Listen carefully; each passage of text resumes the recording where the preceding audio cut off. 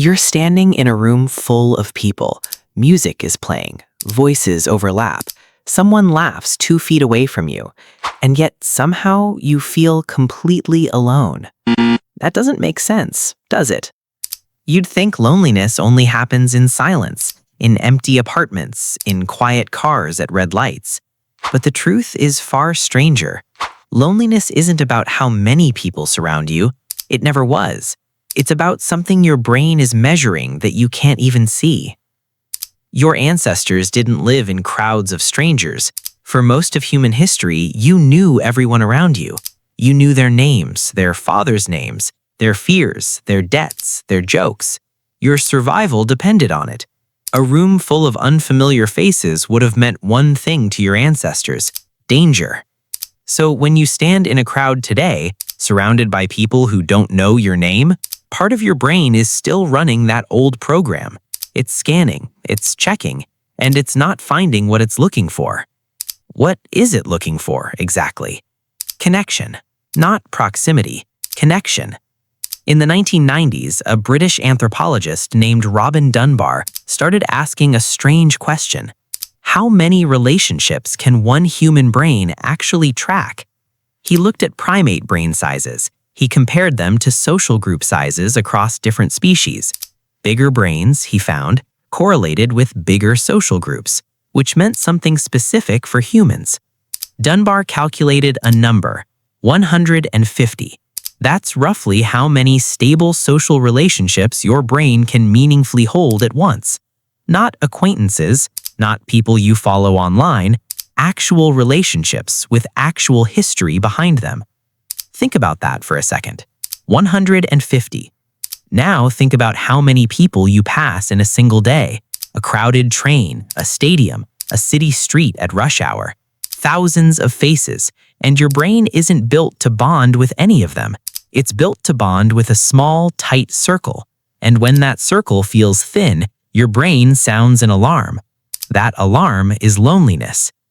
Here's where it gets stranger. A psychologist named John Cacioppo spent decades studying loneliness at the University of Chicago. He didn't treat it as just an emotion. He treated it as a biological signal, similar to hunger or thirst. Hunger tells you your body needs food. Loneliness, Cacioppo argued, tells you your social bonds need attention. And like hunger, loneliness comes with physical consequences. Cacioppo's research linked chronic loneliness to elevated stress hormones, disrupted sleep, and even weakened immune function. Your body doesn't just feel bad when you're lonely, it behaves as if it's under threat. Why would evolution build something so uncomfortable? Because for most of human history, isolation was a death sentence. A human alone on the savannah, cut off from the group, was easy prey. No spear, no fire, no watchful eyes at night. So your brain evolved a punishment system. Feel isolated, and your body makes you miserable enough to go find your group again.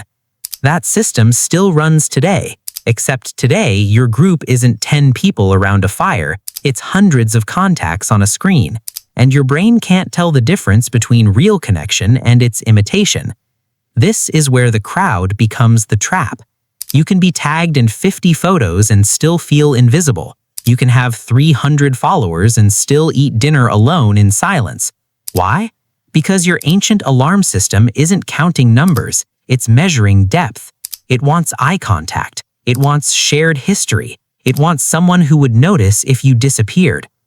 A researcher named Louise Hockley worked alongside Cacioppo on this exact question. Her studies found something unsettling. People today report feeling lonelier not despite more social contact, but sometimes because of it. More interactions, but shallower ones. More faces, but less recognition. Isn't that the opposite of what you'd expect? You'd think more connection would mean less loneliness, but your brain isn't built for volume. It's built for depth. Trade one deep bond for 10 shallow ones, and your nervous system doesn't feel richer, it feels thinner. So picture your ancestor again. Small group, same faces every day. Every person in that circle has seen you at your worst and your best. There is no anonymity, no scrolling past someone's pain, no liking a post instead of showing up. Now picture yourself in a modern crowd. Same species, completely different environment. Thousands of strangers, zero shared history, and a brain still whispering the same ancient question it always has. Do these people know me? Would they notice if I were gone? When the answer feels uncertain, the ache sets in. Not because you're broken, not because something is wrong with you, because your brain is doing exactly what it evolved to do. It's checking your tribe. And in a crowd of strangers, it can't find one. Here's the twist most people miss. Loneliness in a crowd isn't a modern glitch. It's an ancient alarm firing correctly just in the wrong environment. Your brain hasn't failed you. Your environment has changed faster than your biology ever could. Think about how recent all of this is. Cities, strangers by the thousands, screens full of faces you'll never actually meet. For nearly 200,000 years, none of that existed. Your brain had exactly one operating manual, written for tribes of dozens, not crowds of millions. So the next time you feel that strange, hollow ache in a room full of noise, remember what it actually means. It's not proof that something is wrong with you. It's proof that your oldest, most reliable alarm system is still working exactly as designed. What would happen if you listened to it differently? Not by opening another app, not by refreshing another feed, but by reaching towards the small circle, the one where someone actually knows your name, your history, your fears. That's the signal your ancestors would have followed without question. Because the crowd was never the cure. It never was. You could stand in the fullest room on Earth and still feel utterly alone. And now you know why.